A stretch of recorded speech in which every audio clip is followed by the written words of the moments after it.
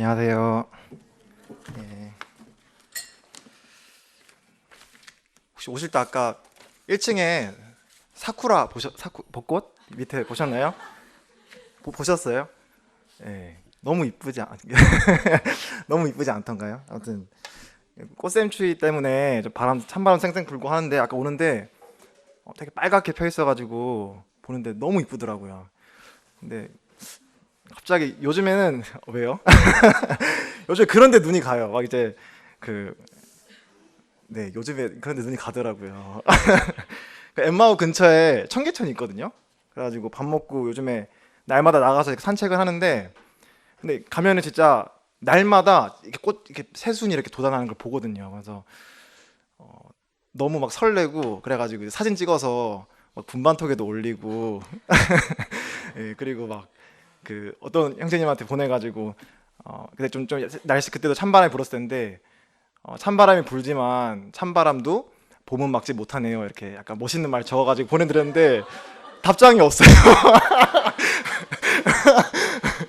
아, 되게 요즘에 네, 좀 봄 느낌이 되게 너무 좋아가지고 예, 그 생각이 많이 들었어요. 근데 왜 정말 죽어 있던 것 같은 나뭇가지에 정말 너무 귀엽더라고요. 이게 그 하얀색이란다. 초록색 잎이 새순이 나는 걸 보면서 왜 진짜 죽은 것 같이 보였거든요. 겨울에는 아무것도 없고 그랬는데 왜 얘가 갑자기 이렇게 날까 했을 때 그 나무에 이제 생명이 있는 거잖아요. 생명이 있기 때문에 봄이 되면 그렇게 새순이 났다. 그래서 사실은 오늘 이제 요한복음 3장 이제 우리 예수님에 대해서 기억을 하는데 예수님에 대해서 기억할 때 사실 그 말씀이 생각이 났어요. 이제 이사야서 53장 말씀인데 보시기 전에 같이 한번 펴서 문득 생각이 났어요. 이사야서 53장 말씀 2절 말씀이었던가요? 그래서 우리 주님도 정말 이렇게 메마른 땅에 생명으로 오셔가지고 참 우리들에게 생명을 주시는 우리 주님이었다라는 걸 좀 보게 되는데 이사야서 53장 2절 말씀이죠. 2절 말씀에 그는 이제 우리 예수님을 가리키는데 그는 주 앞에서 자라나기를 연한 순 같고 마른 땅에서 나온 뿌리 같아서 고운 모양도 풍채도 없은즉 우리가 보기에 흠모할 만한 아름다운 것이 없도다. 이 말씀이 생각이 났어요. 진짜 생각이 나면서 야, 이렇게 마른 나무까지 같았지만 생명이 있기 때문에 이렇게 순이 나는구나 생각이 들면서 참 요한복음 쭉 읽어가면서도 우리 주님이 진짜 이런 분이구나라는 생각이 좀 들어가지고 네, 좀 나누고 싶었습니다. 그 앞에서 정 형제님이 잘 또 나눠주시고 하나님의 사랑에 대해서 잘 말씀해 주셨는데 이 시간에 어쨌든 잘 아는 말씀들이잖아요. 요한복음 3장 말씀, 니고데모 이야기, 거듭남 이야기, 하나님의 사랑의 3장 16절 아마 대부분이 다 눈 감고 외우실 수 있는 구절일 텐데 이걸 너무 슬픈 거는 이 구절을 보면서 아무런 감동이 없어지면 저도 그렇고요. 만약에 하나님의 사랑에 내 마음을 감동하지 못한다면 내가 구원받다 하더라도 저 얼마나 슬픈 일인가 생각이 들었어요. 그래서 이 시간에 저도 이제 기도하면서 올라왔던 거는 어쨌든 하나님의 사랑을 다시 한번 감동을 받고 우리 주님을 바라보면 좋겠다 이런 마음으로 올라왔습니다. 요한복음 3장은 이제 제일 먼저 니고데모라고 하는 사람에 대해서 말씀을 해요. 1절 보시면은 그런데 바리새인 중에 니고데모라 하는 사람이 있으니 유대인의 지도자라라는 이제 니고데모라고 하는 사람의 짧은 이제 묘사로 시작이 되는데 근데 앞에서도 사실 잘 나눠줬어요. 사실은 이 앞에 1절에 제일 앞에는 접속사가 있죠. 그런데라는 말이 있어요. 그러니까 이게 1절에서 시작되는 걸 수도 있지만 바로 앞에 있는 구절과 이어지는 말씀인 것 같아요. 23절이었죠. 그래서 아까 읽었죠. 이 23절, 24절, 25절 이렇게 읽어보시면 이때 당시에 예수님이 어떤 상황이 있었는지에 대해서 말씀해주고 있어요. 예수님은 그때 예루살렘에 많은 표적들, 기적들을 행하시면서 당시에 많은 사람들이 예수님을 믿고 따랐어요. 우리말로 하면 되게 스타였던 거죠. 스타. 와, 이 예수님은 엄청난 선지자다. 와서 병든 사람들을 고치고 악귀를 쫓아내고 놀라운 일들을 지금 예수님께서 행하고 계신 거예요. 그래서 많은 사람들이 예수님을 따라다녔어요.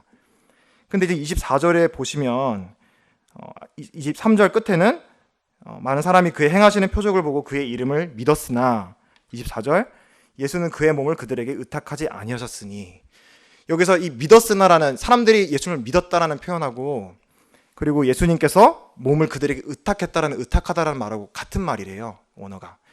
그러니까 다시 말하면 무슨 말이냐 하면은 사람들이 막 박수치고 예수님께 열광하고 환호하고 예수님을 칭송하고, 어떤 사람들은 예수님을, 지금 니고데모도 그렇게 얘기를 하죠. 아, 정말 선생님은 평범한 사람이 아니십니다. 하나님께로부터 오신 선생님이십니다. 이렇게 얘기를 하잖아요. 그러니까 그렇게 사람들이 다 생각을 했다는 거예요. 하지만 이게 참된 믿음이 아니었던 것 같아요. 그리고 우리 주님은 그런 사람들의 인기, 어떤 대중들이 주님을 어떻게 평가하느냐에 따라서 주님이 연연하시지 않았던 것 같아요. 근데 왜 그랬냐? 왜 사람들이 막 예수님을 막 칭찬하고 예수님께 그렇게 따르고 믿는다고 이렇게 얘기를 하는데 몸을 의탁하지 않으셨느냐? 그 이유에 대해서 얘기를 하시죠. 24절이죠.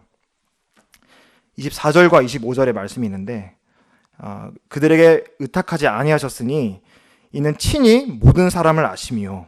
25절, 또 사람에 대하여 누구의 증언도 받으실 필요가 없으니 이는 그가 친히 사람의 속에 있는 것을 아셨음이니라. 저는 이 말씀을 보면서 되게 감사가 됐어요.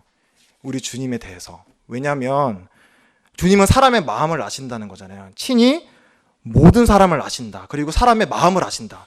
사람들은 겉으로 보이는 표적을 보고 예수님을 따라가요. 사람들도 자기 병 고쳐주고 세상적으로 잘 나가고 돈을 막 이렇게 물질적으로 성공을 보장한다 하면은 아마 그 사람 따라갈 것 같아요. 열광하고. 하지만 주님은 사람들의 마음의 중심을 아셨다는 거죠. 이게 우리 주님하고 저와 또 우리 사람들과 제일 큰 차이인 것 같아요. 우리 사람은 사람의 평가에 좌우가 되잖아요. 누군가 나를 좋게 얘기해주면 뭔가 좋은 사람이 된 것 같고, 그리고 뭔가 다른 사람이 나를 나쁘게 생각하고, 예를 들면 따돌리고 좀 뭔가 안 좋게 생각하면 내가 뭔가 좀 안 좋은 사람이 된 것 같고. 근데 우리 주님은 그러셨던 분이 아니세요. 우리 주님은 사람들의 중심을 아시고 사람들이 뭐라 하시든 간에 그걸로 인해서 좌우가 되시지 않았던 것 같아요. 그러니까 앞에서 보죠. 그런 예들을 이것 말고도 참 많이 보는데, 우리 주님께서는 사람의 마음을 아신다. 내 마음을 아신다. 그리고 우리 모든 각자의 사람의 마음에 무엇이 있는지를 아신다. 근데 우리 사람의 마음을 아신데 의탁하지 않았다. 분명 우리 마음에 좋은 것이 아닌 거겠죠. 우리 마음에 있는 것이. 우리 마음에 있는 것이 좋은 것이 아닌 거예요. 기본적으로. 그래서 우리 주님이 이런 주님을 생각할 때 참 감사가 됩니다. 너무 감사가 됐고, 우리 주님께서는 우리 사람과 같이 겉을 보고 평가하시는 것이 아니라 사람의 마음을 보시고 가장 사람 마음에 있는 근원적인 문제가 무엇인가에 대해서 살피신다, 이런 것을 좀 교훈을 받을 수 있지 않을까 생각이 들었습니다. 이쪽 내용을 이제 아시겠지만 니고데모가 이렇게 묻죠. 랍비여, 우리가 당신 하나님께로부터 오신 선생인 줄 아나이다. 하나님이 함께 하시지 아니하면 당신이 행하시는 이 표적을 아무도 할 수 없음이니이다. 라고 이제 니고데모가 얘기를 하죠. 근데 예수님이 대답하여 이르시되 진실로 진실로 내가 이르노니 사람이 거듭나지 아니하면 하나님의 나라를 볼 수 없다. 지금 니고데모는 예수님한테 예수님, 당신은 특별한 분입니다. 훌륭하신 분입니다. 이렇게 얘기를 하고 있는 거예요.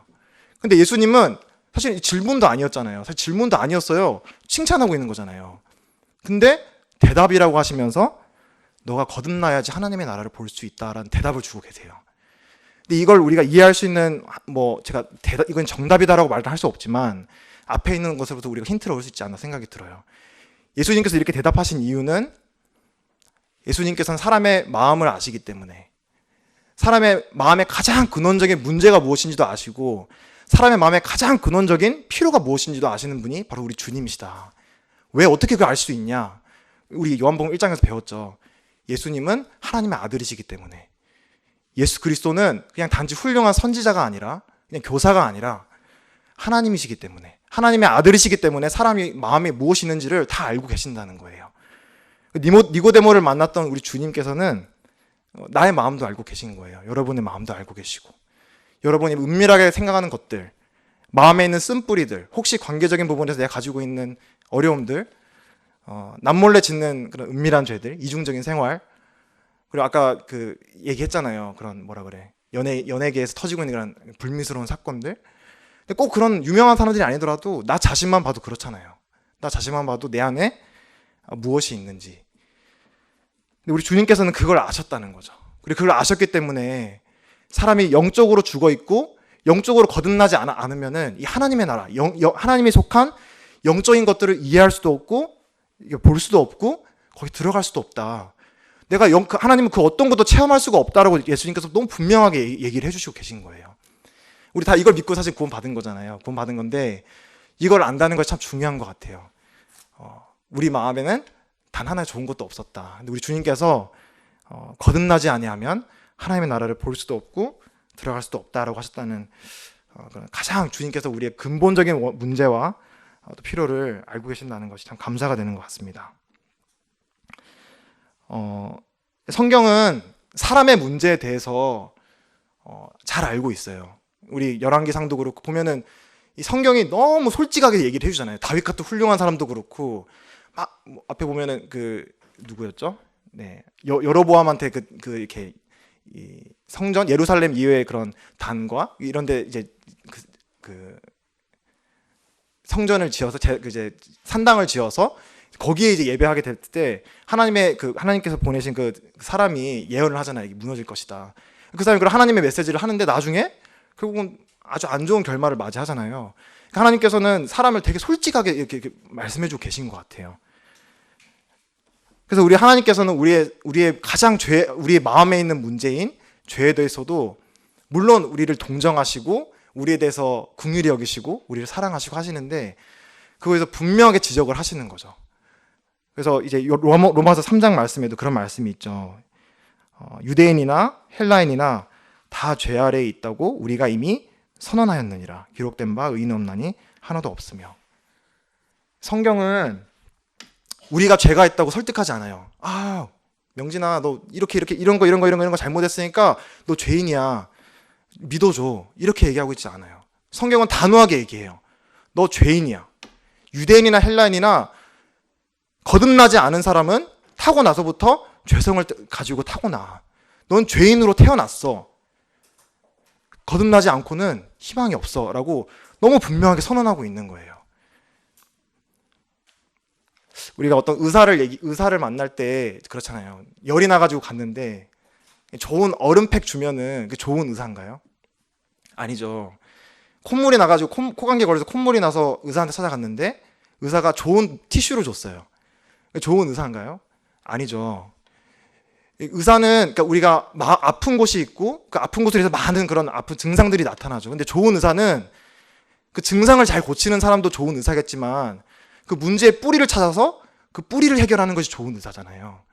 근데 우리 주님이 바로 이 의사로 우리한테 오셨다는 거예요. 주님이 우리를 진단하실 때 단순히 힘들지 그래 너무 힘들어 그래 나도 나 이해해 여기에서 그치는 것이 아니라 그냥 단지 우리가 우리의 안고 살아가는 많은 문제들에 대해서 자기 연민에 빠지고 그리고 이걸 안고 내가 어떻게 살아가지 이런 걸 다 아세요. 하나님께서는 주님도 아시는데 그래서 단지 주님께서 그냥 감성에 호소하시고 그냥 자기 연민에 빠지도록 하시는 거 아니라 분명히 우리의 문제에 대해서 얘기를 하시는 거예요. 그 문제가 뭐냐? 많이 들으셨죠? 교회에서 많이 듣는 얘기고 사실은 듣기 유쾌한 얘기는 아니잖아요. 근데 성경은 그렇다고 얘기하고 있어요. 사람은 다 죄인이다. 이런 예수님께서 이제 근원적인 이제 사람의 필요를 아시고 이제 문제를 아셨기 때문에 이제 니고데모에게 이제 만나셨다라는 걸 보면서 그러면 이제 우리에게 가장 중요한 문제가 무엇일까? 가장 근원적인 문제가 무엇일까라고 생각을 했을 때 이제 뭐 여러 가지 표현을 할 수 있겠지만 생명의 문제인 것 같아요. 생명, 영생. 그러니까 하나님의 나라에 들어가는 거. 또 그 뒤에는 하나님의 나라에서 말씀하시지만 결국은 주님께서 뭐라고 하세요? 하나님의 세상을 이처럼 사랑하사 독생자를 주셨으니 이는 저를 믿는 자마다 멸망치 않고 영생을 얻게 하려 하십니다. 영생을 얻는 거, 생명을 얻는 거. 생명의 근원이신 주님으로부터 우리가 생명을 얻는 거. 왜? 우리가 죽었으니까. 죽은 사람에게는 생명이 나올 수가 없어요. 엠마오 사무실에 이제 있었는데 이제 어떤 분이 이제 찾아오셔가지고 선인장을 이렇게 선물로 갖고 오셨어요. 선인장을 꽃 같은 거 많이 가져가잖아요. 그래서 선인장 갖고 오셨는데 선인장이 원래 잘 안 죽죠. 원래 물을 안 줘도 잘 안 죽고 그런데 한 2주 만인가 죽었어요. 선인장이. 네. 죽기 쉽지 않다는 선인장이 한 2주 만에 죽더라고요. 그래가지고 그다음부터 좀 살리려고 이렇게 물을 주는데 살아나질 않았어요. 왜 물을 주는데 왜 안 살아났을까요? 예, 엠마오에 있으니까 그런가요? 왜 끄덕이시죠? 아니 엠마오에 있어서 죽은 게 아니에요. 죽었기 때문에. 예. 그래서 바로 처분했습니다. 바로 처분하고, 예. 그리고 살려면 새로운 선인장을 사서 이제 갖다 놔야겠죠. 근데 이제 안 갖다 놨어요. 예, 보나마나 또 예, 다 형제님들 계시니까 아마 관리하는 게 쉽지가 않은 것 같아요. 근데 생명의 문제, 죽은 것으로부터는 생명이 날 수가 없거든요. 그렇기 때문에 주님께서는 이 생명의 문제를 터치를 하시는 거예요. 항상 요한복음을 읽을 때 이 영생이란 단어가 다른 복음서보다 이 영생이란 말, 생명이라는 단어가 많이 나타나요. 왜? 그만큼 이 생명의 문제가 중요한 문제이기 때문에. 그래서 우리가 구원받기 전에도 그렇고 사실은 구원받고 나서도 가장 근원적인 우리의 문제, 필요는 이 생명의 문제라고 생각을 합니다. 왜냐하면 이 찾아온 니고데모가 방금 앞에서 말씀 잘 해주셨지만 어떤 종교적인 의미로 따지면, 도덕적인 의미로 따지면 그 누구보다 훌륭해요. 예수님께서 이런 말씀도 하셨잖아요. 바리새인보다 의롭지 못하면 하나님의 나라 못 들어간다고. 그러니까 바리새인보다 의로우면 하나님에 들어간다 그 얘기가 아니라 그 선행으로 따지면, 그 의로운 행동으로 따지면 이 바리새인만큼 따라갈 사람들이 없다는 거예요. 근데 그런 바리새인 중에 바리새인, 유대인의 지도자였던 이 니고데모에게 예수님께서 제일 먼저 하셨던 말씀이 너가 거듭나지 않으면 하나님에 들어갈 수 없다라고 하셨다는 얘기는 그만큼 중요한 얘기인 거예요. 우리로 따지면 서울대 교수님, 뭐 더 훌륭한 사람일 수도 있겠죠. 서울대 교수님 와가지고 딱 뭔가 이렇게 와서 찾아와서 뭔가 그걸 찾으려고 했는데 예수님께서 딱 내놓으신 말씀이 너가 다시 태어나야 돼.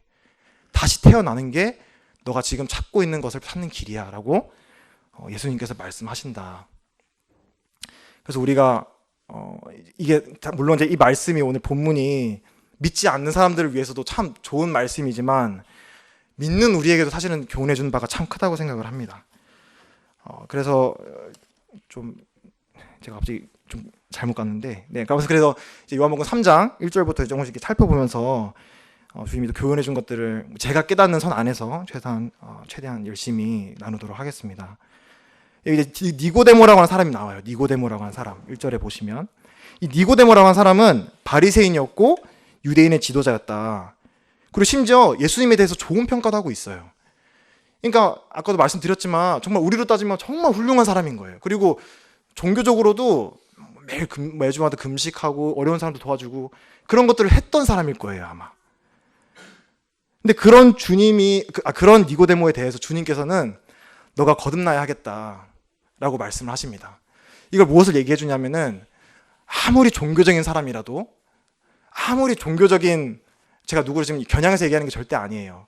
근데 누구에게라도 일어날 수 있는 일이기 때문에 말씀을 드리는 건데, 우리가 열심히 종교생활하고 힘써서 좋은 일들을 행하고 해도 거듭나지 않을 수 있다는 걸 니고데모를 통해서 배우는 거예요. 만약에 니고데모가 아니라 좀 아마 주님께서 그래서 이 니고데모의 일을 이렇게 기록하신 것 같아요. 만약에 좀 이렇게 좀 악하고 나쁜 일 하는 사람이 왔으면은 우리 또 그렇게 생각할 수 있잖아요. 근데 정말 인간적으로, 육신적으로 생각했을 때는 정말 훌륭한 사람에 대해서 예수님께서는 사람이 거듭나지 않으면 하나님의 나라를 들어갈 수 없다라고 얘기하셨다는 것은 아무리 종교적인 생활을 잘하는 사람이라도 어떤 교회를 예를 들면은 교회에 잘 나와서 11조 잘하고 열심히 새벽 기도하고 이런 것들을 잘 하더라도 좋은 것들이에요. 그게 나쁘다는 게 절대 아닌데 그게 우리에게 생명이 있다라는 거를 보장해 주진 않아요. 그게 있기 때문에 우리가 생명이 있는 것이 아닌 거죠. 근데 이제 니고데모에 대해서 예전에 저는 약간 부정적인 생각을 많이 했던 것 같아요. 니고데모는 육신에 속한 사람이니까 잘 깨닫지 못하고, 아까 말씀드렸지만 아까 나누셨지만 밤에 찾아온 거 보니까 약간 몰래 그렇게 생각했거든요. 몰래 자기 체면이 있으니까 몰래 살짝 찾아와가지고 예수님한테 물어봤던 그런 사람이라고 생각을 했는데, 모르겠어요. 이번에 제가 3장 계속 읽고 또 읽고 하는데 니고데모라는 사람한테 참 감사하더라고요. 이 사람 참 정직한 구도자였던 것 같아요. 정직한 구도자. 아까 말씀드렸던 정말 우리로 따지면 엄청 훌륭한 사람인 이 사람이 예수님께서 이해하기 쉽지 않은 말들을 하시잖아요. 너가 물과 성령으로 나야 된다. 거듭나야 된다. 근데 그럴 때마다 아는 척을 안 해요. 아는 척을 한다거나, 예수님께서 니고데모에게 너는 이스라엘의 선생이 되고도 왜 그런 걸 깨닫지 못하냐. 너희들은 나의 증언을, 우리의 증언을 받지 않는다. 이렇게 얘기하시는데 그거에 대해서 뭐 기분 나빠하거나 기분 나빠할 수는 있겠죠, 마음에서. 근데 그런 것들이 기록이 되어 있지 않습니다. 오히려 어떻게 얘기하냐면 어떻게 그럴 수 있습니까? 어찌 그런 일이 있을 수 있습니까? 라고 물어봐요, 예수님한테. 근데 이게 정말 저는 모르겠어요. 참 어린아이 같다는 생각이 많이 들었거든요. 어린아이 같다는 생각이 많이 들었고, 주님께서도 참 이 니고데모를 통해서 나타나는 주님의 태도가 너무나 참 인자한 게, 우리가 정말 정직하게 예수님께 이해가 되지 않는 영적인 것들이 이해가 잘 안 되잖아요, 우리가. 그런 것들에서 주님께 여쭤보면 주님께서는 친절하게 대답을 다 해주시는 것 같아요. 그러니까 이 니고데모 덕분에 이 다른 어떤 복음서에도 기록되지 않은 거듭남의 교리가 여기 지금 기록이 된 거예요. 성령님에서 기록이 되어 있고, 하나님의 사랑이 계시가 되어 있고, 구약 시대에 있던 그 노뱀 사건, 아마 이때 주님께서 이렇게 풀어주시지 않았다면 사람들이 몰랐을 수도 있어요. 그리고 이 3장 16절, 이 성경 전체가 다 하나로 딱 한 구절로 압축하면 요한복음 3장 16절이다라고 할 수 있을 만큼 이 놀라운 하나님의 사랑의 계시의 말씀, 니고데모가 정직하게 물었기 때문에 주님께서 풀어주신 거예요. 자세하게, 상세하게. 그래서 우리가 이 니고데모와 같은 마음으로, 물론 니고데모는 거듭나지 않았던 사람들이지만 그런 마음으로 주님께 개인적으로 찾아가서 주님께 개인적으로 물어보면 주님께서는 그런 걸 친절하게 설명해 주시는 분이다라는 걸 좀 배우게 됐어요. 그래서 아는 척하는 게 중요한 게 아니라 내가 얼마나 세상적으로 잘 많은 걸 또 이뤘고 내가 얼마나 많은 걸 가졌냐, 이게 중요한 것이 아니라 니고데모처럼 밤이라도 괜찮으니까, 차라리 밤이라도 괜찮으니까 예수님께 직접 찾아가서 주님 하고, 어찌 그럴 수 있습니까? 어떻게 주님 말씀하신 이런 일들이 있을 수 있습니까? 라는 것들을 정직하게 묻는 사람들이 되어야 되지 않나 생각이 들었습니다. 그래서 니고데모를 통해서 참 감사했어요. 니고데모를 통해서 이렇게 놀라운 말씀들을 우리가 지금 접하게 되지 않나 생각이 들었습니다. 그리고 이제 다음으로 또 살펴보고 싶은 것은 이제 거듭남에 대한 부분인데요. 이제 3절을 읽겠습니다. 예수께서 대답하여 이르시되 진실로 진실로 내게 이르노니 사람이 거듭나지 아니하면 하나님의 나라를 볼 수 없느니라. 그리고 5절, 하나님은, 주님께서는 자신의 말씀을 또 이렇게 주의를 해주세요. 풀어주세요. 그러면 거듭난다는 게 무엇인가? 다시 태어난다는 게 무엇인가? 사람이 물과 성령으로 나지 아니하면 하나님의 나라를 들어갈 수 없다. 그래서 이 거듭남에 대한 부분에 대해서 이제 말씀을 해주시는데, 많이 들으셨죠? 많이 들으셨는데 또 말씀을 드리겠습니다. 왜? 중요하니까. 거듭남이라는 것은 생명의 문제이기 때문에 이 예수님께서는 말씀하실 때 출생의 문제를 다루셨어요. 출생. 너가 태어나면서부터 이런 영적인 것들을 경험할 수 없는 사람이다. 이런 영적인 것들을 너가 알 수 없는 사람이다. 그러니 너가 다시 태어나야 된다. 물과 성령으로 태어나야 된다. 아까 이제 교사회의 때 이제 어떤 형제님이 열심히 또 연구를 해오셔서 나누시더라고요. 물이 나타내는 것이 무엇인가. 잘 아시는 분도 계시겠지만 이 물이란 것은 결국 성령님 자신을 나타내는 걸 수도 있고, 하나님의 말씀이 이제 물로 많이 표현이 돼 있잖아요. 그래서 우리가 하나님의 말씀 그리고 성령으로 나지 아니하면 하나님의 나라에 들어갈 수 없다라고 얘기하고 계십니다. 그래서 예수님께서는 계속해서 이 거듭남에 대해서 얘기를 하시면서 이 출생이 문제다, 우리에게는 출생이 문제다, 다시 태어나야 한다는 문제를 말씀하시는 것과, 또 8절에 보면은 이 성령으로 난다는 것을 무엇으로 비유를 하셨냐면 바람으로 비유를 하셨어요. 바람이 임의로 불매 너가 그 소리는 들어도 어디로 와서 어디로 가는지 알지 못하나니 성령으로 난 사람도 그러하느니라. 이 바람으로 난다, 바람이 나타내는 것이 뭐 여러 가지 또 우리가 해석할 수 있겠지만 바람은 보이지가 않잖아요. 바람은 보이지 않고 우리가 바람을 느낄 수는 있다는 건 분명히 알지만 바람을 우리가 눈으로 볼 수 없고 여기 말하는 것처럼 어디서 와서 어디로 가는지 모른다고 얘기하잖아요. 이 거듭난다는 것도 이와 같다는 거죠. 우리가 이 사람 구원시켜야지, 내가 이제 거듭나야지 해서 거듭날 수 있다는 게 아니에요. 내가 노기현, 조회수 커플 해서 태어나야지 해서 태어난 게 아니에요. 타니까 아버지가 노기현 형제님이었고 어머니가 조회수 자매님이었어. 왜? 내 뜻대로 되는 게 아니었거든요. 하물며 하나님으로 난다는 것도 우리가 마음대로 되는 게, 근데 너무나 많은 경우에 우리가 그렇게 생각을 해요. 뭔가 이렇게 딱딱딱딱 순차적으로 뭔가 절차를 거치면 이 사람이 구원에 이를 거라고, 거듭날 거라고 생각을 하거든요. 근데 예수님께서 분명히 말씀하세요. 거듭난다는 거는 사람이 계획해서 되는 것이 아니야. 마치 성령이 바람이 부는 것처럼 성령님께서 갑자기 불현듯 어느 날 싹 오시다가 그걸 변화를 일으키시는 거예요. 이건 저희도 다 경험을 하죠. 정말 누가 우리를 구원시킨 게 아니잖아요. 우리가 주님을 정말 우리가 예상하지 못한 때 만나서 주님을 만나고 주님의 구원을 받았잖아요. 그렇다는 거죠. 지금 그거에 대해서 말씀을 해주고 계십니다. 그래서 이런 말씀을 하니까 이제 이렇게 바람과 같다, 우리가 알 수 없다, 이제 다시 태어나야 된다, 물과 성령으로 나야 된다 이렇게 말씀하니까 9절에 니고데모가 이렇게 대답하죠. 어찌 그러한 일이 있을 수 있나이까.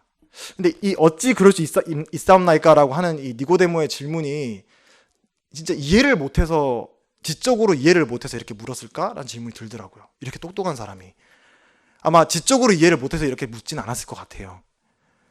단지 지금 예수님께서 하시는 말씀들, 이 거듭나에 대해서 말씀하시는 것들은 사람의 힘으로는 되지 않는다는 거를 지금 계속 부딪히고 있는 것 같아요. 그러니까 지금 이거 말이 안 돼요. 저로서는 도저히 이게 내가 이해가 되지도 않고 내 힘으로 할 수도 없습니다. 저는 저로서는 이해가 되지 않습니다. 할 수 없는 일입니다라고 지금 예수님께 지금 얘기를 하고 있는 거예요. 왜 이렇게 얘기를 할까 했을 때 주님께서 이제 니고데모였기 때문에 이렇게 얘기하셨던 것 같아요. 니고데모는 육신적으로 봤을 때 너무나 능력 있는 사람이었거든요. 다 할 수 있고 모든 것을 가졌다고 생각할 수도 있고 내가 다 안다고 생각할 수도 있고, 그렇기 때문에 주님께서는 지금 너가 가진 힘으로 지혜로 되지 않는다라는 거를 이렇게 얘기하고 계신 거예요. 지금 니고데모가 이 말을 할 때까지 주님께서 친절하게 지금 인도하고 계신 거예요. 이건 사람이 할 수 없는 것 같아요. 나는 할 수 없습니다라는 고백을 내게 하는 건 사람이 아니에요. 예수님이에요. 예수님께서 말씀을 비추어 주시고 이건 내가 도저히 내 힘으로 할 수 없다는 걸 내가 깨달아야 이 니고데모처럼 내가 어찌 그럴 수 있었나이까, 어떻게 이렇게 될 수 있습니까, 도와주십시오, 알고 싶습니다. 물론 우리는 니고데모와 같은 마음을 가지는 건 중요하죠. 근데 더 우리가 초점을 맞춰야 되는 거는 주님이시라는 거예요. 우리가 할 수 없다. 많이 듣는 얘기죠. 거듭남은 우리가 스스로 거듭날 수 없습니다. 생명은 우리 스스로 만들어낼 수 있는 게 아니에요. 사람이 좋아지는, 개선되는, 뭔가 아침잠 일찍 일어나가지고 이렇게 하는 그런 나의 결심으로 되는 게 아니에요. 이건 주님께서 특별하게 역사하셔야지만 되는 그런 일인 거예요. 그거를 지금 이제 니고데모가 지금 고백을 한 거예요. 어찌 그렇게 될 수 있습니까? 그때 이제 다음으로 11절에 주님께서 이렇게 말씀하시죠. 진실로 진실로 내가 이르노니 우리가 아는 것을 말하고 본 것을 증언하노라. 그러나 너희가 우리의 증언을 받지 아니하는도다. 사실은 좀 뜬금없죠.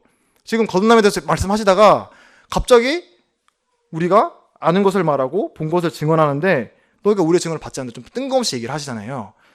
근데 제가 이제 이해하기로는 주님께서 이렇게 말씀하신 것은 이제 니고데모가 자기가 철저하게 무능력하고 자기가 거듭날 수 없다는 걸 이제 물론 이해는 안 되죠. 근데 그거를 지금 이렇게 고백한 순간에 주님께서 이제 문제를 얘기를 하시는 거예요. 처음에는 가장 사람의 근원적인 필요를 먼저 얘기하셨죠. 문제부터 지적 안 하셨어요. 네가 이런 죄 지었고 이런 죄 지었고 이런 죄 지었고 그러니까 넌 죄인이야, 이렇게 얘기하신 게 아니라 너가 거듭나야 한나에 들어갈 수 있어 라고 먼저 필요를 얘기하세요. 근데 그 다음으로 얘기하신 게 뭐냐면 그럼 문제가 있다는 거예요. 너에게 가장 근원적인 문제가 무엇이냐? 내가 증언하러 왔는데 너희가 믿지 않는다는 거예요.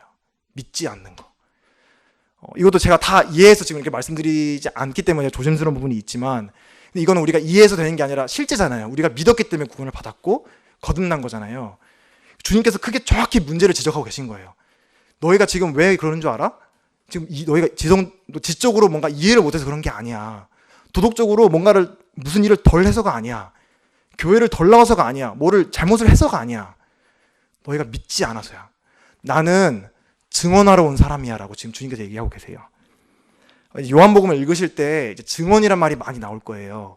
저도 이제 공부를 하고 있고 이제 알아가고 있는데, 연구해가고 있는데 참 잘 모르겠더라고요. 주님이 왜 이렇게 특별히 요한복음에 증언이라는 말, 증거라는 말 이렇게 많이 하셨을까 했는데, 근데 한 가지 제가 또 이제 마음속에 들었던 생각은, 증언이라고 했을 때 우리 증언, 법정에서 뭔가 증거를 한다, 증언이라고 했을 때는 뭔가 우리가 보고 들은 것, 경험한 것을 이 법정에서 진술하는 거잖아요. 있는 그대로.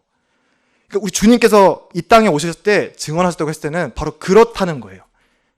주님께서 이제 우리 1장에서 그 표현을 보았죠. 아버지의 품속에 독생하신 하나님께서 나타나셨다. 아버지의 품속에 있던 분께서 우리에게 나타나셨다. 그리고 또 다른 또 표현이 뭐냐면 빛이라는 표현을 쓰시잖아요. 빛. 빛은 많은 것을 또 의미를 가지고 있다고 생각하는데 그 중에 하나가 무엇이냐면 하나님을 계시하시는 분으로 주님께서 오셨다는 거예요. 어떻게? 우리같이 이렇게 피부를 가지고 우리를 이해할 수 있고 우리에게 말할 수 있고 죽으실 수 있는 몸으로 오셔서 우리에게 하나님의 어떤 분인지를 증언하시기 위해서 주님께서 오셨다. 예수님은 증인이세요. 요한계시록 1장에서도 주님을 이렇게 표현해요. 충성된 증인이었다. 주님은 충성된 증인이었어요. 누구를 증언하셨냐? 참된 것을 증언하겠죠. 뭔가 진리를 말씀하실 거 아니에요. 이거 진짜야. 너희들이 이해를 잘 못하는데 이거 정말 진짜야, 참이야 라고 뭔가를 말씀해 주시기 왔다고 말씀하는 거잖아요. 뭐를 증언하느냐? 하나님을 증언하러 오신 거예요. 하나님을 증언하러. 히브리서 1장을 한번 펴주셔서 같이 보면 좋을 것 같습니다. 히브리서 1장 1절부터 3절인데요. 한번 펴주셔서 같이 읽어보면 좋을 것 같습니다. 히브리서 1장 1절부터 3절입니다. 옛적에 선지자들을 통하여 여러 부분과 여러 모양으로 우리 조상들에게 말씀하신 하나님이 이 모든 날 마지막에는 아들을 통하여 우리에게 말씀하셨으니 이 아들을 만유의 상속자로 세우시고 또 그로 말미암아 모든 세계를 지으셨느니라. 3절 이는 하나님의 영광의 광채시요 그 본체의 형상이시라. 하나님께서는 하나님의 그분 자체를 우리 사람들에게 세상에 나타내시기를 원하시는 분이세요. 그래서 많은 것들을 통해서 이제 혹시 제가 올렸던 아주나무의 글을 혹시 읽으셨는지 모르겠는데 거기도 그런 글들을 몇 번 번역을 한 적이 있었거든요. 하나님께서는 우리 우주 만물을 통해서 또 이 구약의 많은 선지자들과 모세를 통해서 그리고 마지막으로 누구를 통해서 아들 예수 그리스도. 근데 이 아들 예수 그리스도가 어떤 분이시냐? 아까 요한복음 1장에 봤던 것처럼 아버지의 품속에 독생하신 하나님. 하나님의 마음속에 가장 깊숙이 있는 그분께서 우리에게 나타나신 거예요. 그러니까 하나님이 나타낼 수 있는 가장 좋은 방법으로 우리에게 나타내셨다는 거예요. 누굴 통해서? 그건 어떤 이런 무형물이 아니었어요. 인격을 가지신 하나님 그 자체이신 분을 통해서 하나님이 어떤 분이신지를 우리에게 나타내셨다. 그래서 예수님의 존재 자체가 이 땅에 오셔서 우리에게 빛을 오셔서 각 사람의 마음에 비추셨다고 얘기하잖아요. 그럼 우리는 어떤 책임이 생기면 누군가 뭔가를 증거하면 이제 두 가지가 생겨요. 선택권이. 그 중간은 없어요. 누군가 증언하면 하나는 그 증거를 믿는 거, 증거를 받아들이지 않는 거, 믿지 않는 거. 둘 중에 하나밖에 없어요. 그러니까 그 누구도 핑계할 수 없는 거예요. 예수님께서 이 땅에 오셔서 하나님이 어떤 분이시고 나중에 3장 16절에 보지만 하나님이 이 세상을 얼마나 사랑하시는지를 나타내러 오신 분께서 예수님을 통해서 나타내셨는데 이 예수님을 거절하면 핑계할 수가 없는 거예요. 왜? 하나님은 이미 예수님을 통해서 충분히 증거하셨기 때문에. 근데 하나님께서는 뭐가 문제다? 지금 니고데모가 막 자기 육신에 갇혀가지고 이거 무슨 말인지 모르겠다. 이 영적 애들을 어떻게 하는 건지 모르겠다 얘기할 때 이 얘기를 꺼내시거든요. 우리가 증언하러 왔는데 너희가 우리 증언을 받아들이질 않는다. 이 지금 우리가 들고 있는 이 성경책 이 폼이 아니잖아요. 이것들이 결국은 요한복음에서 나오죠. 이 구약의 모든 모세와 선지자들이 적었던 이 글들이 누구를 증언하는 거예요? 주 예수 그리스도를 증언한다고 얘기하잖아요. 신약은 말할 것도 없고. 우리가 들고 있는 이 책이 누구를 증언하냐면 주 예수 그리스도를 증거한다니까요. 이걸 믿지 않는다는 거는 하나님을 거짓말쟁이로 만드는 거다라고 적혀 있어요. 우리 그런 믿음이 요구되는 거예요. 왜냐하면 주님께서 충성된 증인으로 오셨기 때문에. 말만 증언하신 것이 아니라 삶으로 증언하셨기 때문에. 왜냐하면 직접 하나님의 사랑을 죽으심으로 나타내셨잖아요. 그거를 지금 니고데모에게 이제 말씀하고 계신 거예요. 너희들의 문제는 믿지 않는 거야. 막 말씀드린 것처럼 이 우리의 증언, 아버지의 품속에 있던 독생하신 하나님께서 나타내주고자 했던 가장 핵심적인 것이 무엇이냐? 그게 요한복음 3장 16절 말씀이라는 거죠. 하나님의 세상을 이처럼 사랑하사 독생자를 주셨으니 이는 그를 믿는 자마다 멸망하지 않고 영생을 얻게 하려 하심이니라. 이거 분반 시간에 지금 다 이거 가지고도 이 깊이만으로도 정말 많은 것들을 나눌 수 있겠죠. 그래서 혹시 분반 시간에 허락이 되신다면은 이 한 단어 한 단어를 가지고 한번 나눠보셔도 좋을 것 같아요. 하나님이 세상을 이 한 단어 한 단어에 초점해서 이 구절에서 하나님이 왜 그렇게 중요한가? 왜 하나님이라는 말에 이렇게 초점을 맞춰보시고 세상을이라는 단어에 한번 초점을 맞춰보시고 이렇게 하나씩 이렇게 한번 음미해 보시면 이 구절만으로도 정말 많은 것들을 유익을 얻으실 수 있으실 거라고 저는 생각을 합니다. 그래서 이 3장 16절이 이제 나오게 되는 것입니다. 근데 이제 앞에 잠시 까먹었는데 그 앞에 이제 예수님께서 이 구약 이제 이 바리새인이었던 이 니고데모가 성경 잘 알 거 아니에요. 잘 알죠. 그래서 이제 구약에 있던 그 모세 광야에서 놋뱀을 든 사건을 얘기를 하죠. 그래서 놋뱀에 드는 사건을 하면서 너희의 문제는 놋뱀은 무슨 얘기했죠? 네. 그래서 구약을 얘기를 하면서 구약을 주석을 해주세요. 주님께서 주석을 해주세요. 그러니까 이렇게 주석을 해주시면서 구약에 너희들 조상들이 하나님께 불순종하고 거역해가지고 불뱀에 물리지 않았느냐. 그래서 그 불뱀에 물려서 다 죽어가는 그때에 사람들이 주님, 모세에게 잘못했습니다. 저희가 모세와 하나님에게 잘못했습니다. 살려주세요라고 부르짖었을 때 하나님께서 그 놋뱀을 들게 하시고 그 놋뱀을 보는 사람마다 구원을 받게 하셨죠. 지금 너희들의 문제는 무엇이다? 믿지 않는 게 문제다. 그럼 그 믿는 게 무엇이냐? 그거를 정말 알기 쉽게 지금 이렇게 말씀해 주고 있는 거예요. 너희 기억하지? 구약시대의 그 놋뱀 사건. 사람들이 자기의 죄 때문에 그래 죽어가는 그때 그 사람들이 하나님이 말씀하신 대로 살기 위해서 어떻게 하면 됐었어? 하나님 말한 대로 그대로 믿고 그 놋뱀을 보면 되지 않았느냐. 내 상처가 얼마나 깊은지 그거 바라본다 해결이 되나요? 내 옆에 있는 저 사람은 나보다 좀 더 죽어가네? 저 사람은 나보다 덜 죽어가네? 이거 비교한다고 내 상태가 좋아지나요? 아닙니다. 이 주님께서 말씀하신 이 해결책, 생명의 해결책은 이 놋뱀에 달린, 장대에 달린 이 놋뱀을 바라보는 거, 그것밖에 없다는 것을 말씀해 주는데, 알기 쉽게 지금 설명해 주고 계신 거예요. 너희 조상들이 별뱀에 물려서 죽어갈 때 놋뱀을 바라보기만 하면 살았던 것처럼 이제 인자도 들려야 할 텐데, 십자가에서 너희의 죄를 위하여 이제는 그 놋뱀, 죽은 어떤 무생물이 아니라 살아계신 하나님의 아드니 그분께서 달리실 것이고, 너가 그 믿음으로 그분을 바라보기만 하면 너가 영생을 얻을 수 있어. 멸망하지 않을 수 있어. 이거를 지금 말씀하고 계신 거예요. 엄청난 말씀이죠. 엄청난 말씀이고, 이게 지금 누구를 향해서 지금 주님께서 선포하고 계시냐면 세상을 향해서 선포하고 계신 거예요. 세상을 이처럼 사랑하사. 여기에 제외가 되는 사람이 단 한 사람도 없다는 것이죠. 저도 그렇고. 그래서 우리가 많은 경우에 이제 우리는 이제 구원받은 사람들이니까 이제 그렇게 생각 안 할 수 있겠지만은, 이 불뱀에 물려서 이 죄 때문에 아프고 막 이렇게 막 상처에 막 이렇게 힘들고 할 때 막 상처를 열심히 봐요. 이 상처는 왜 생겼을까? 그리고 뭐 저는 얼마나 더 아플까? 이런 걸 많이 비교를 하고 하거든요. 근데 진짜 우리가 살 수 있는 길은 달리신 인자를 바라보는 것밖에 없다라고 이제 말씀하고 계신 것입니다. 시간이 많이 없는데, 그래서 이제 요한일서 4장 9절에서 11절을 한번 펴주시면 감사하겠습니다. 요한일서 4장 9절부터 11절인데요. 이제 이 하나님이 세상을 이처럼 사랑하사라는 3장 16절에서 저 나누고 싶은 거 많겠지만은, 그 중에 특별히 또 이제 이 중에서 이게 이제 드린다면은 4장 9절부터 11절까지 읽겠습니다. 하나님의 사랑이 우리에게 이렇게 나타난 바 되었으니 하나님이 자기의 독생자를 세상에 보내심은 그로 말미암아 우리를 살리려 하심이라. 사랑은 여기 있으니 우리가 하나님을 사랑한 것이 아니요 하나님이 우리를 사랑하사 우리 죄를 속하기 위하여 화목제물로 그 아들을 보내셨습니다. 사랑하는 자들아, 하나님이 이같이 우리를 사랑하셨은즉 우리도 서로 사랑하는 것이 마땅하도다. 하나님의 사랑이 이 아들 독생자를 통해서 나타나셨다는 것을 우리가 깊이 좀 깨달으면 참 좋겠다. 이 하나님, 지금 우리가 불뱀에 물리고 이제 분반 시간에도 제가 그런 걸 나눠보는데 그런 걸 많이 하거든요. 지금 머리 대신 그리스도에 대해서 나눌 때 이제 주권에 대해서 우리가 얘기 안 할 수가 없잖아요. 주님은 머리시니까 주님은 주인이시지.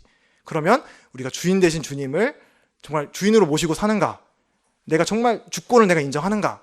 근데 안 그렇거든요. 안 그럴 때가 많잖아요. 저도 저 마음대로 뭐 결정 하나 할 때도 예수님한테 안 묻고 결정할 때가 많아요. 그러면 잘못되겠죠. 후회하고. 근데 그런 것들에 대해서 나눈다 보면은 자칫하면 내 자신, 불뱀에 물린 내 자국에 대해서만 초점을 맞출 수가 있지 않을까, 이런 생각이 들더라고요.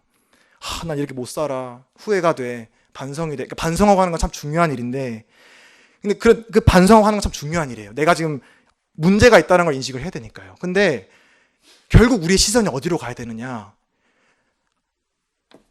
인자한테 가야 되는 거예요. 십자가에 달리신 예수 그리스도께로 가야 된다는 거예요. 우리를 사랑하셔서, 이처럼 사랑하셔서 하나님께서 보내주신 그 하나님의 독생자, 하나님의 어떠하심을 가장 하나님의 사랑의 모든 것을 다 나타내신 우리 독생자를 우리가 바라봐야만 우리의 문제가 해결이 된다는 거예요. 그걸 또 하나님께서 알고 계셨던 거죠. 그래서 요한일서 방금 읽었던 이런 구절처럼 우리가 제일 먼저는 우리가 어떻게 하면 더 잘할 수 있을까? What I do, who I am, 이 문제보다 하나님이 누구신지, 하나님이 우리를 위해서 어떤 일을 하셨는지에 대해서 먼저 우리가 생각을 하고, 그러면 그 나머지 것들 내가 누구고 내가 뭘 해야 되는 거에 대해서는 자연스럽게 해결이 될 것 같거든요. 그래서 근데 참 감사한 거는 이 불륜에 몰린 사람들처럼 이 죄에 빠져서 허우적거리는 우리들에게 하나님이 가장 먼저 내놓으시는 정답은 꾸짖고 책망하시고 정죄하시고 심판하시고 하시는 게 아니라 사랑이라는 거죠. 사랑, 용서. 하나님이 우리를 용서하려고 우리를 위해서 우리의 죄값을 치르시려고 아들 예수 그리스도를 이 땅에 보내셨다.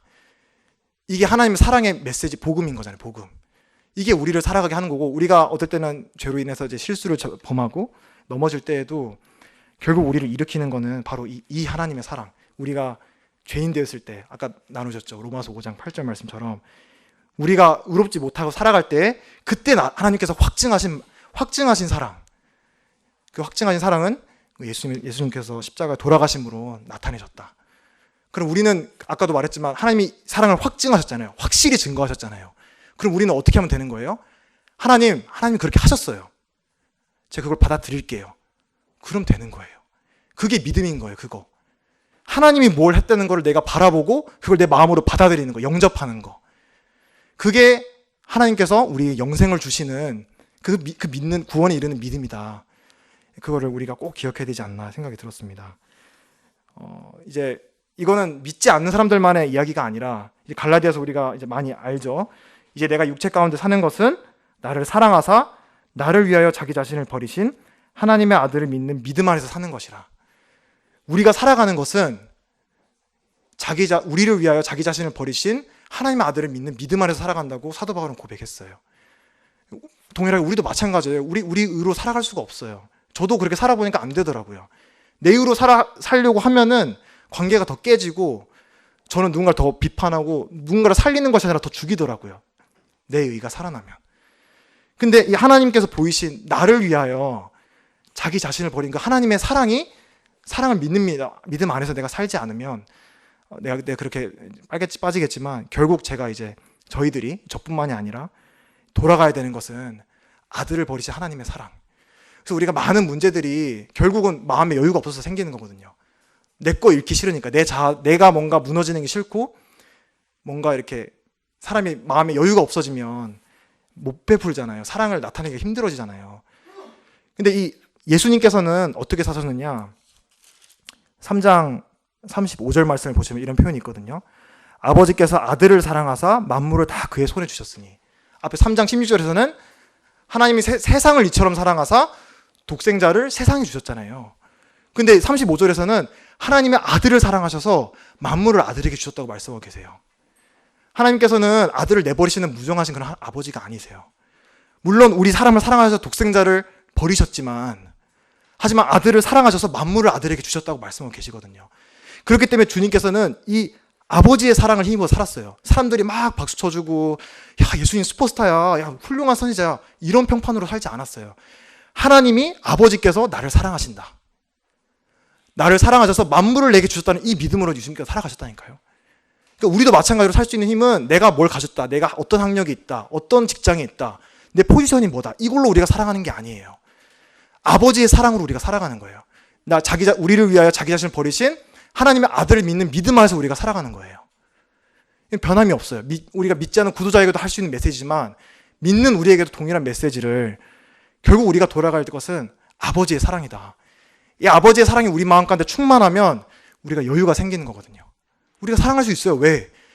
하나님이 가장 아끼시는 그분을 나를 위해서 희생해 주셨는데 내가 그만한 가치 있는 사람인데 제가 그만한 가치 있는 사람이에요. 우리가 그만큼 가치 있는 사람이라고요. 얼만큼?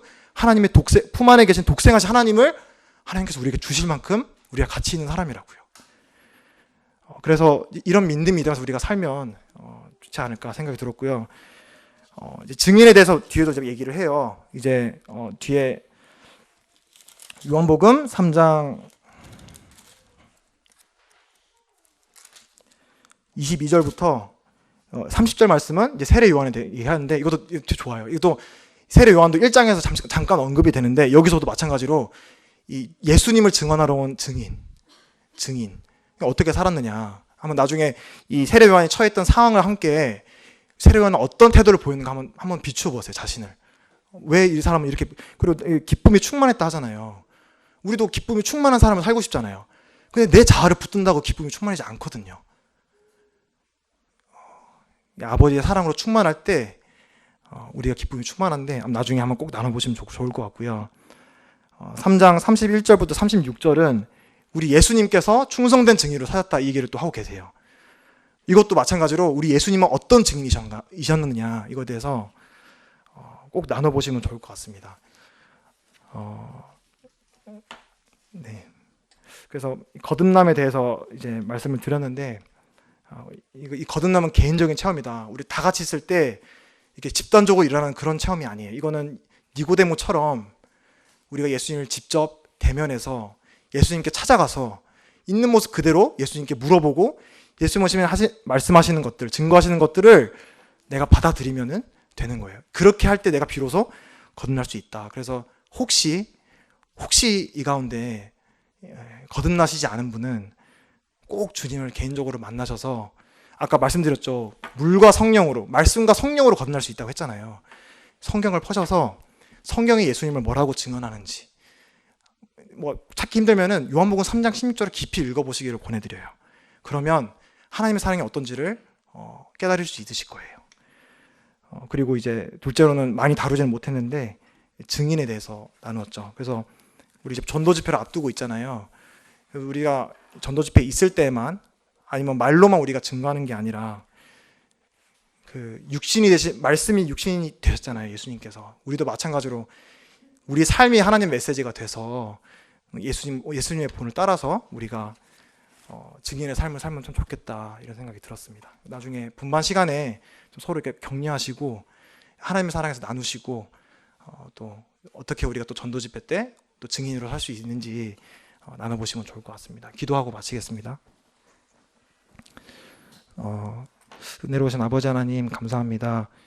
저희가 참 어둠 가운데 있고 깨닫지 못할 때 먼저 빛으로 찾아오셔서 저희를 만나주시고 참 잘 깨닫지 못하는 그런 참 미련한 마음이지만 주님께서 친절하게 또 말씀으로 또 주님께서 친히 또 삶으로 좀 십자가에 돌아가심으로 저희를 위하여 하나님의 사랑을 확증해 주셔서 감사를 드립니다. 우리를 위하여 자기 자신을 버리신 하나님의 아들을 믿는 믿음 안에서 우리가 살아갈 수 있도록 지금 도와주시고 그리고 충성된 증인으로 우리 주님께서 그렇게 사셨듯이 우리도 충성된 증인으로 살아갈 수 있도록 주님께서 도와주시기를 간절히 기도드립니다.